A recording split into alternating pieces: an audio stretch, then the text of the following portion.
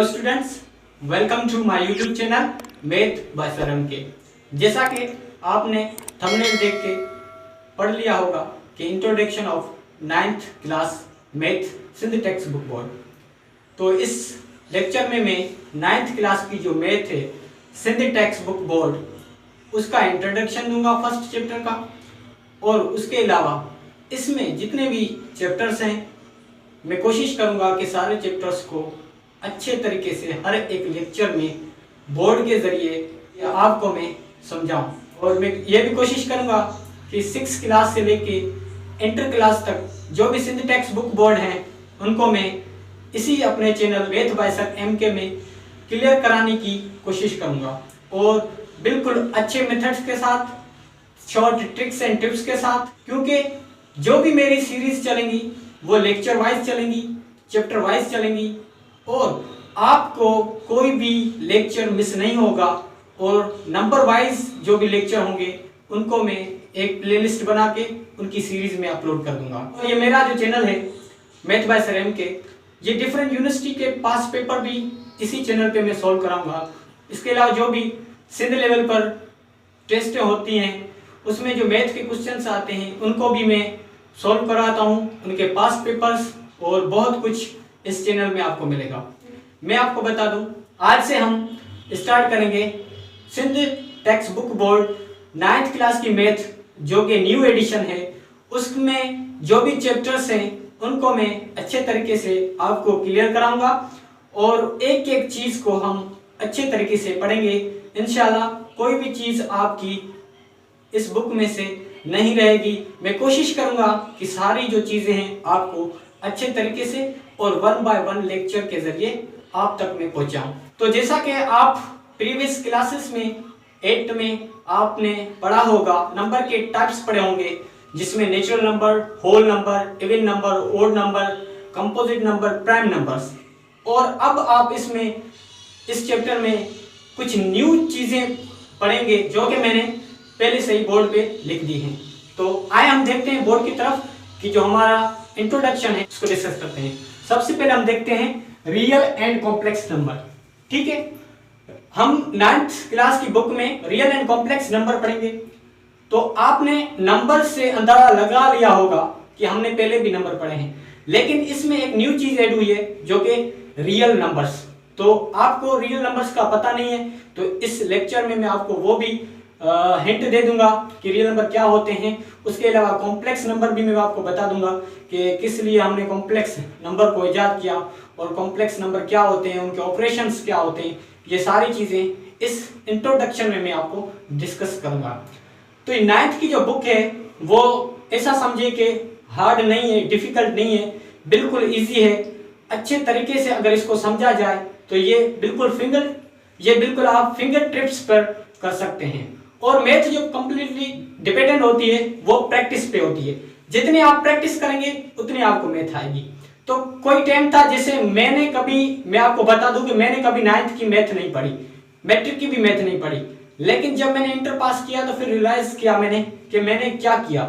Inter pass कर लिया, मुझे तो मैथ भी नहीं आती। फिर मैंने क्या किया, फोकस किया, दिन रात एक की, और मेरी जो अपनी मैथ है उसको मैंने इम्प्रूव किया। और अभी मैं सिंध यूनिवर्सिटी यामशोरा में मैथ डिपार्टमेंट में 2nd ईयर में पढ़ रहा हूँ।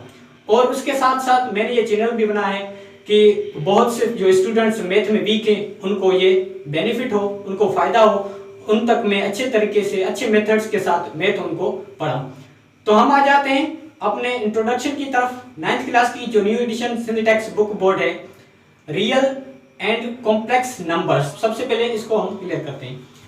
तो सबसे पहले रियल नंबर। तो रियल नंबर में कौन कौन सी चीजें आएंगी वो मैं आपको बता देता हूं, थोड़ी सी हिंट दे देता हूं।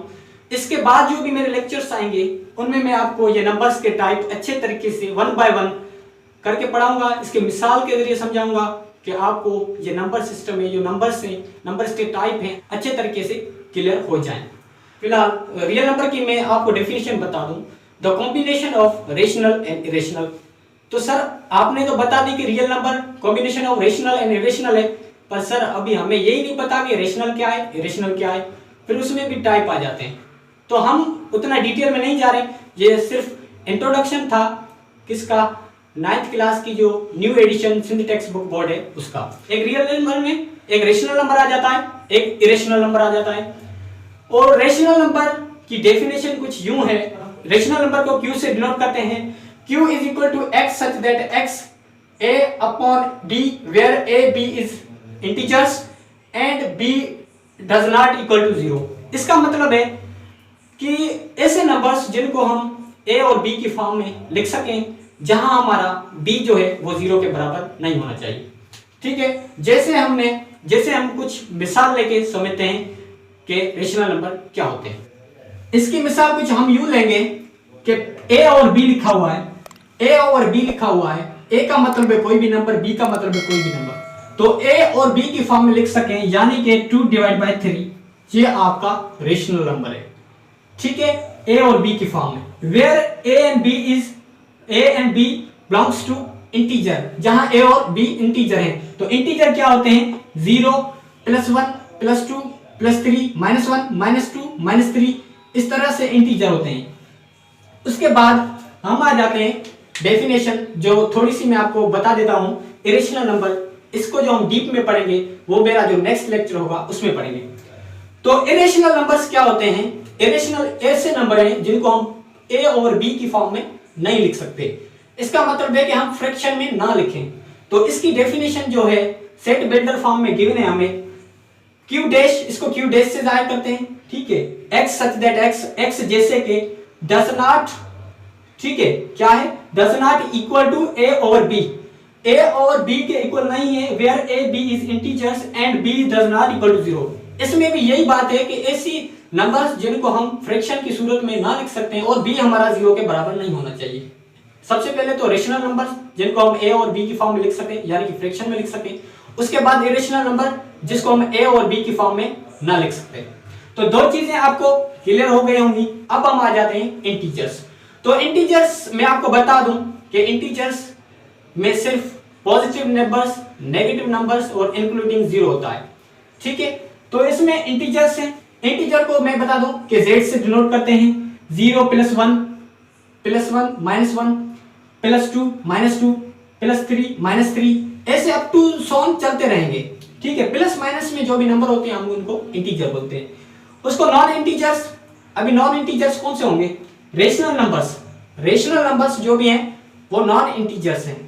ठीक है, जो कि ये नंबर्स होते हैं। अभी इंटीजर है, ये सारे जो नंबर आपने पीछे पढ़ के आए हैं वो उस इंटीजर में से ही निकले हैं।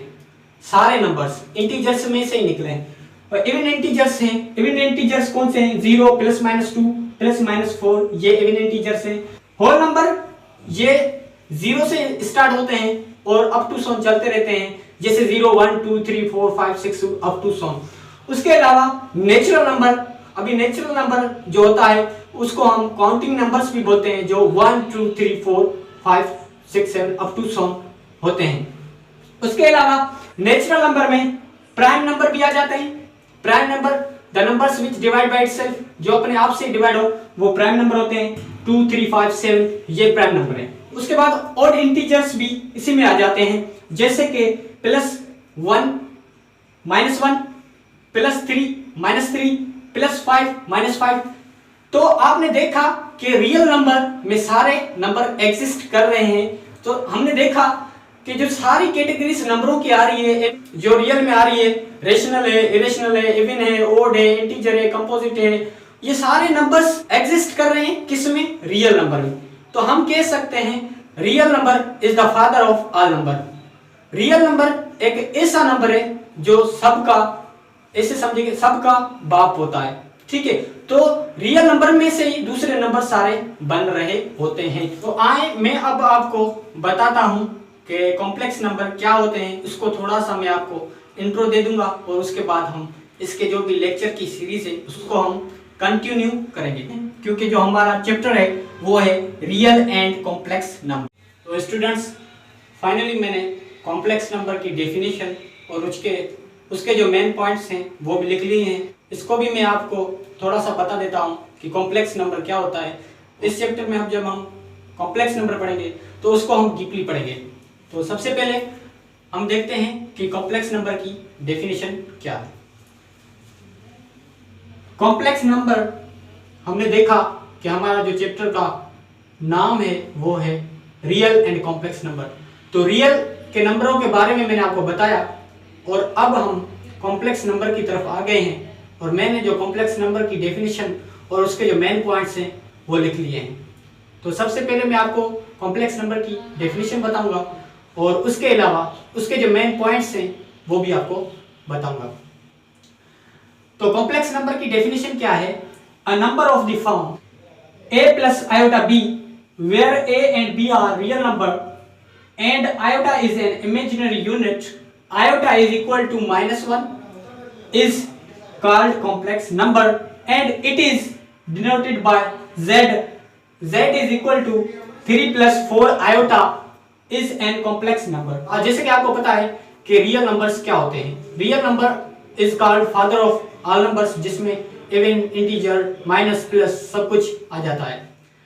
तो कॉम्प्लेक्स नंबर की जो डेफिनेशन है वो बोल रहा है कि ऐसे नंबर जिनकी शक्ल a प्लस आयोटा b हो, किसी जिनकी शक्ल a प्लस आयोटा b हो और जहां हमारा a and b are real number.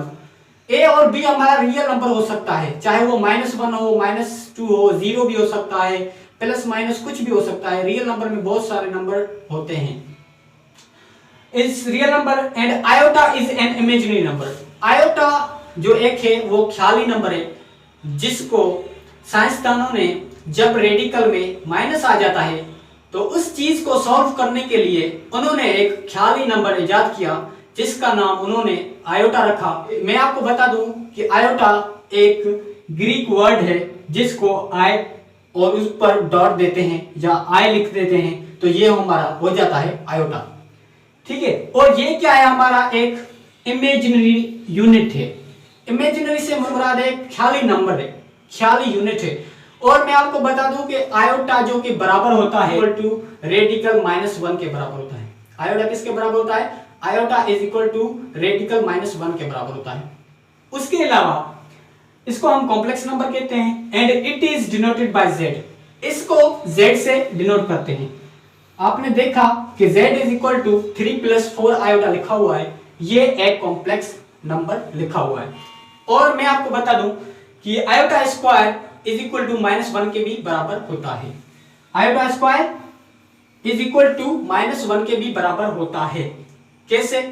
जब हम दोनों तरफ स्क्वायर लगाएंगे तो स्क्वायर से ये रेडिकल कैंसिल हो जाएगा और -1 बाहर आ जाएगा और हमारा यहाँ आयोटा के ऊपर स्क्वायर आ जाएगा। तो ये दोनों कंडीशंस यूज होंगी जब हम प्रॉब्लम सॉल्व करेंगे।